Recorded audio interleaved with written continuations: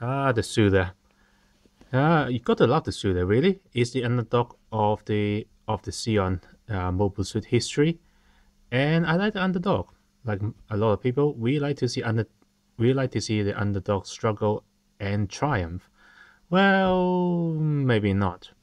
Well, at least he managed to win one major battle. Well, when I say win, yeah, managed to successfully complete the mission, I guess. So yeah, this is the EMS-10 Zudah, as we see up there. Yes, this is the upgraded version of the Zudah, which has hardly any upgrade on it whatsoever. It appeared in the MS-8 The Hidden One-Year War Episode 3.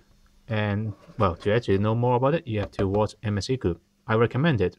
It's an odd CG anime OVA series, but it's really worth watching, especially if you're a fan of Xeon. Typical high-grade assembly instruction, you have the full colors picture here, painted, really nice, with really nice decal of all of the pin line.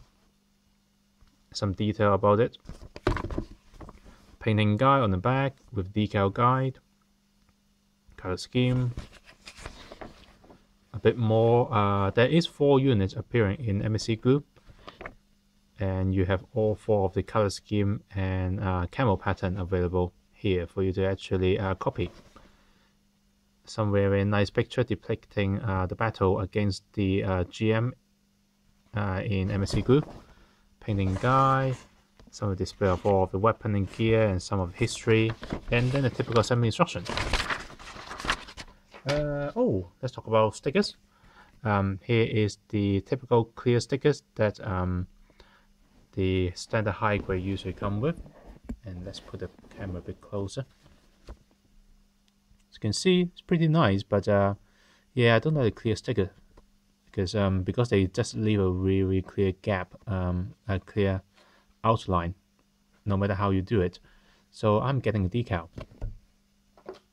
And beside that, there is additional stickers.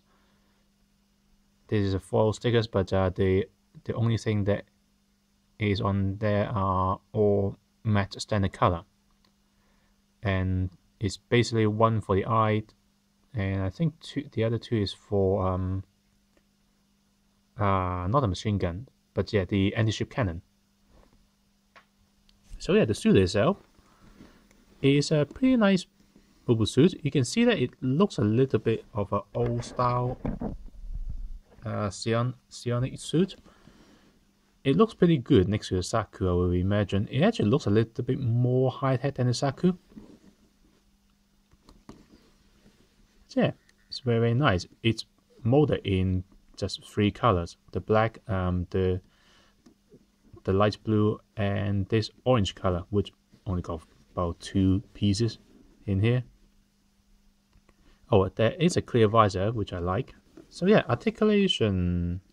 The head is actually on the ball joint on the neck, so it can turn 360. Well, or yeah, it can actually turn 360. The chin will be rubbing against the collar, but it will.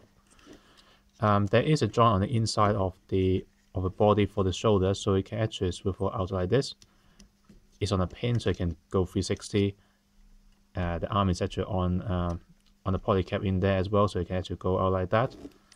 And I believe after that, yeah, it's actually the polycap also is on the peg like that. So after the arm go out like that, the polycap on the inside can go a little bit further, so you can bring his arm much closer forward.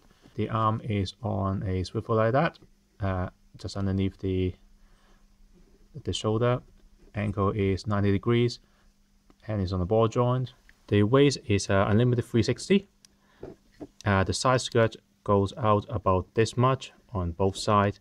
The front skirt comes in as one single piece, but again, it's very easy to cut in the middle so that they can swivel independently. The side skirt might look doesn't actually go out that much, but it's enough because the leg can only go out this much.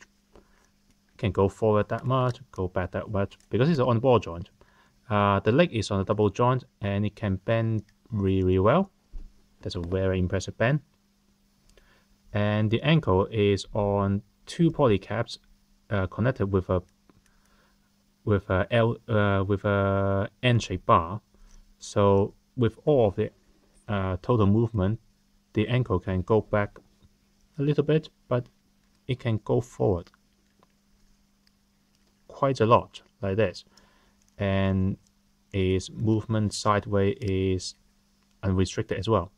So it's pretty good. Shield is actually on the swivel, so you can go back and forth. It's on the peg, plug into it, so you can go 360. Inside there is a poly cap, so you can go in and out. Yeah, so in other words, it can go basically anywhere you want. On the back is the main giant thrusters, which is on the ball joint, so you can actually wiggle around and turn 360 if you want. Let's talk about gimmicks. He has a power driver punch, which you can do it by pressing down here, and it's based on friction and click, so it can do, yeah, that's basically it. Yeah, not quite sure what it actually is for. Opening the head, there's this little bar there, which allows you to move the monoid. Come on.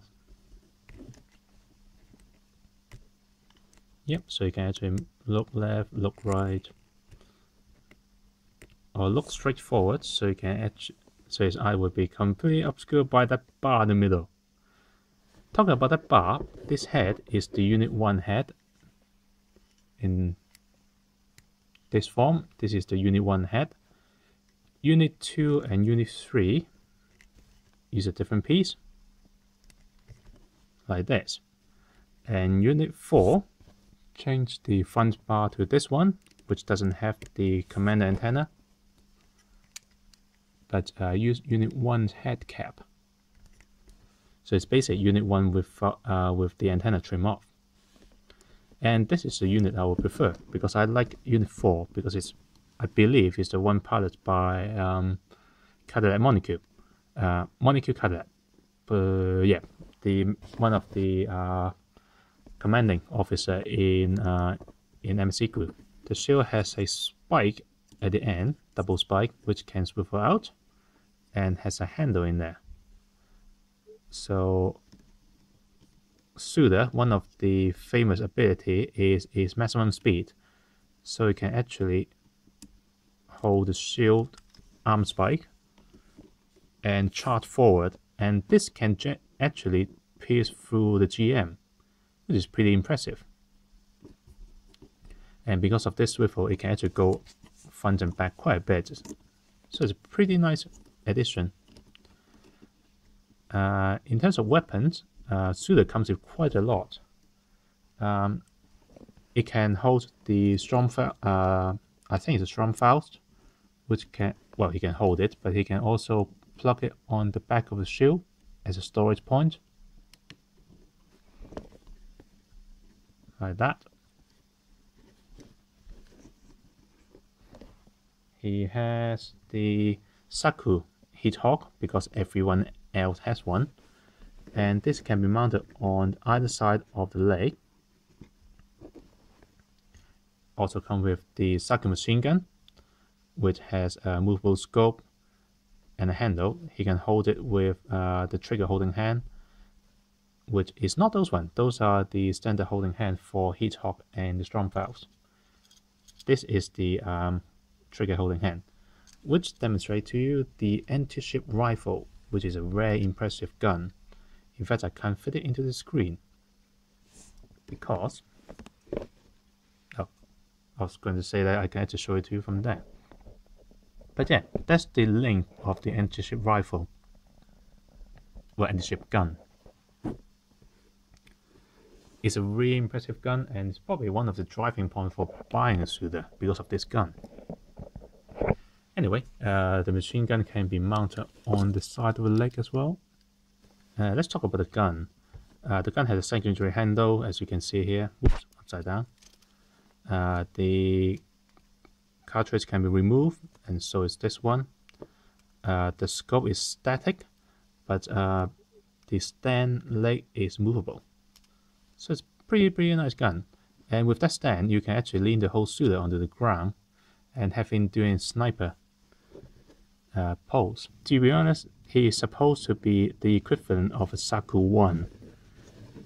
And it just doesn't look like one with all of this gear. It just looks way too powerful. And that is one thing that I like about the Zudah. It just looks really, really impressive.